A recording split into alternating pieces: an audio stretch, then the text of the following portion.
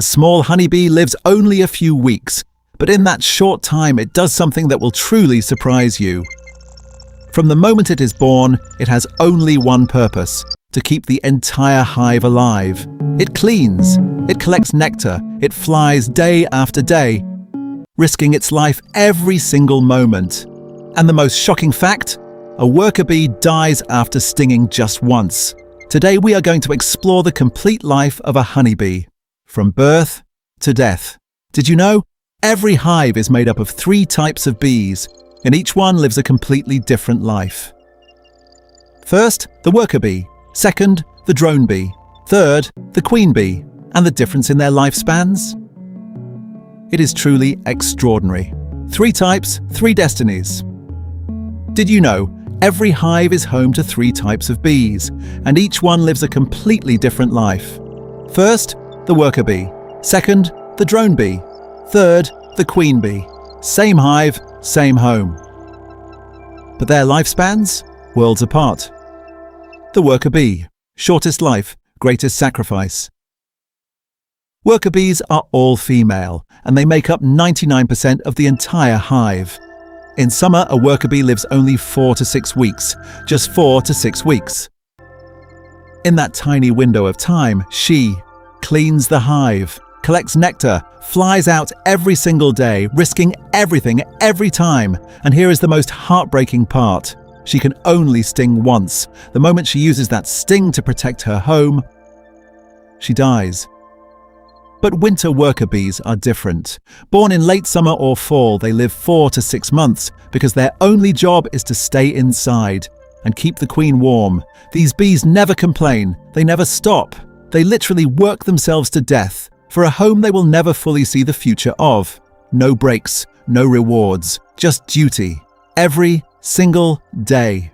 The drone bee, born for one purpose. Drone bees are male, and their story is perhaps the saddest of all.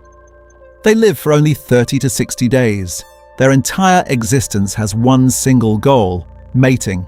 If they mate, they die instantly. If they do not mate, when autumn arrives, the entire hive turns on them. They are pushed out, left in the cold, with no food, no shelter, no way back. They die alone, outside the very home they were born in. The queen bee, the heart of the hive. And then there is the queen. She lives for 2 to 5 years, far longer than anyone else in the colony. Why? Because she never forages. She never flies into danger. The entire hive lives and breathes to protect her. Because without her, there is no hive. There is no colony. There is nothing. She is not just a leader. She is the reason every single bee in that hive exists. What shortens a bee's life? But here is something that should concern all of us.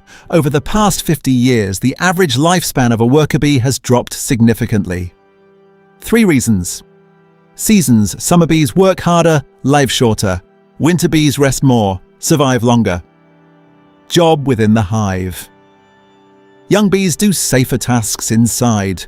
Older bees take the risk, flying out into an uncertain world. Human impact pesticides, deformed wing virus, silent killers slowly shortening bee lives across the entire planet. And why does that matter to us? Because bees pollinate 1/3 of everything we eat. No bees means no food. It is that simple. Closing. Think about this for a moment. Such a tiny life, such an enormous purpose. A worker bee never asks for recognition. She never demands rest. She gives everything: her energy, her time, even her life, for others. And in the end, she dies protecting the only home she ever knew. Maybe the most powerful lesson in the world does not come from a book, or a classroom, or a great person. Maybe it comes from a creature smaller than your thumb. A honeybee hive is not just a structure, it is a home. A living, breathing home built by thousands of tiny creatures who give everything they have, every single day, just to keep it alive. Inside this extraordinary home lives a single queen, tens of thousands of devoted female workers, and a few hundred male drones. Every single one of them has a role, a purpose, and a reason to exist. And together they create something so perfectly organized, so beautifully structured, that it will leave you speechless. The hive itself is a masterpiece of nature.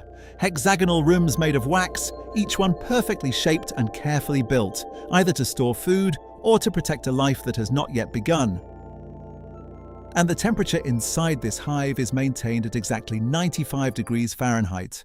Not by machines, not by electricity, but by the bees themselves, using nothing but their own bodies and their own warmth. At the very bottom of the hive is an entrance where tired and worn bees return home every single day after risking everything just to bring back food for the colony. Inside is the brood chamber where the queen lays her eggs and where tiny new lives begin in warmth, in safety, and in the quiet protection of thousands who love them without ever saying a word. Above the brood chamber sits a careful barrier that keeps the queen where she belongs, so the honey stored above remains pure and untouched. And at the very top are the honey supers, rows and rows of golden combs that represent the reward for every flight taken, every flower visited, and every sacrifice made by every bee that ever called this hive home. At the heart of it all is the queen. Just one. Only ever one. She lays up to 2,000 eggs every single day, not for herself, never for herself, but always and only for the colony, for the future, for every bee that will ever live and breathe inside this hive. The worker bees number between 20,000 and 80,000, all female, all tireless, and all completely selfless.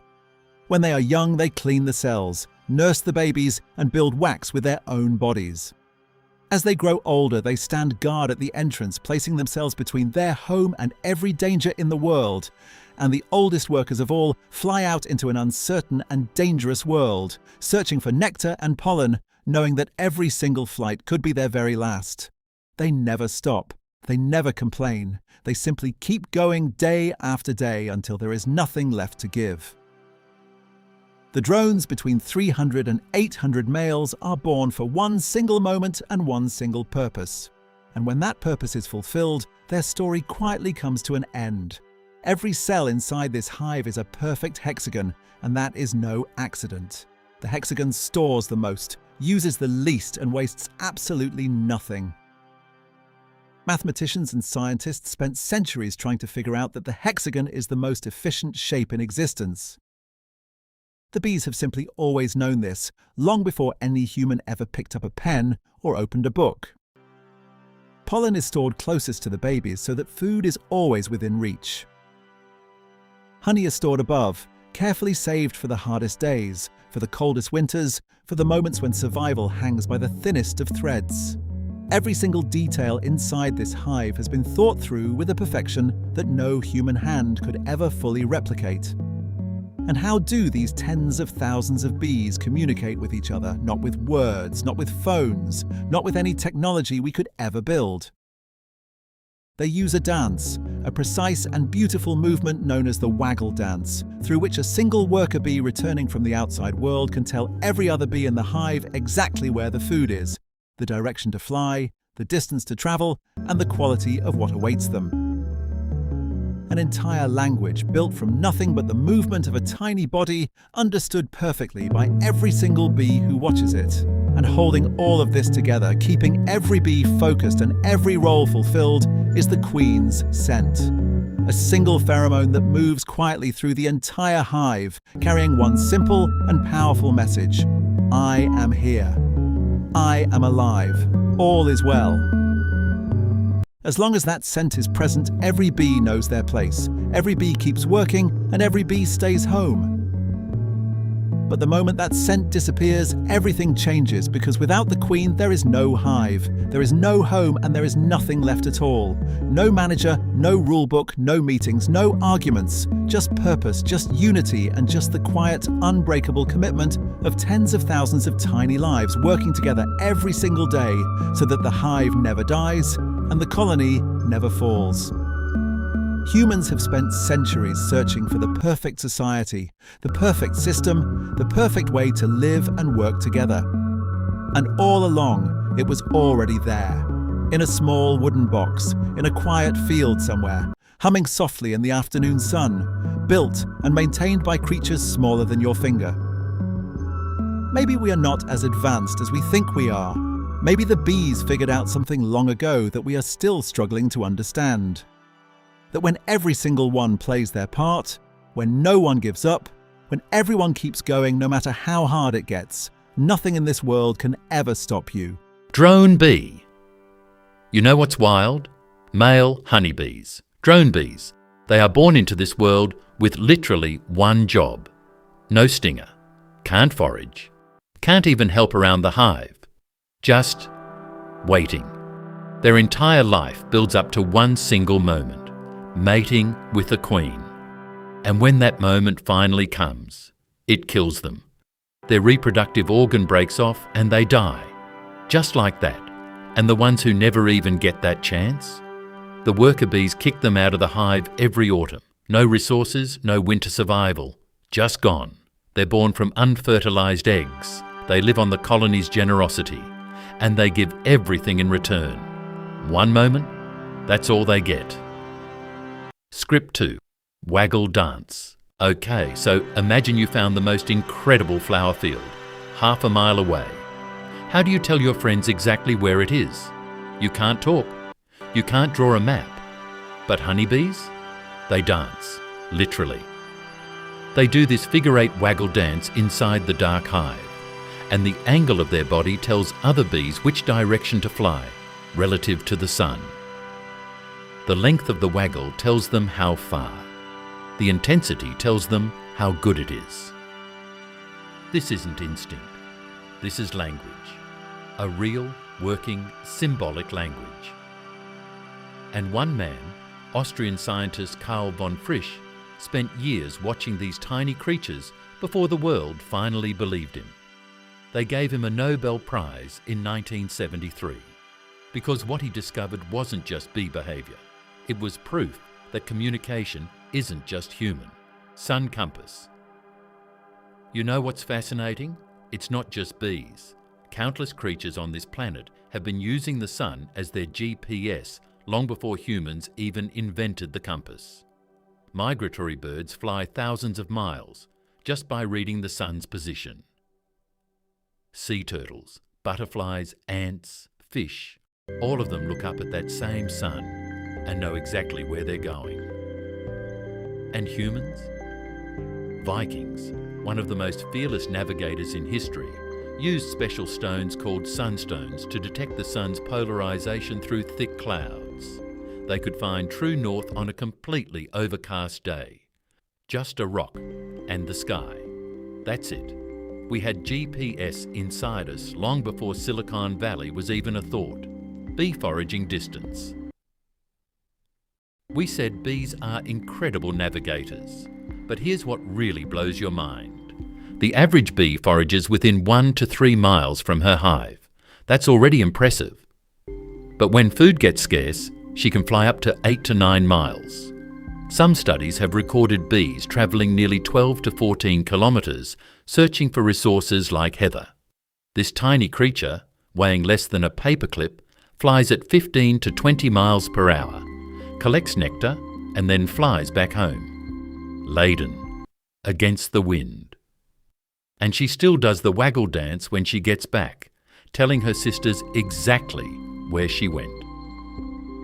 No rest, no complaints, just pure, relentless dedication to the 5,000 flowers before dusk open. Aerial shot, wildflower meadow at golden hour.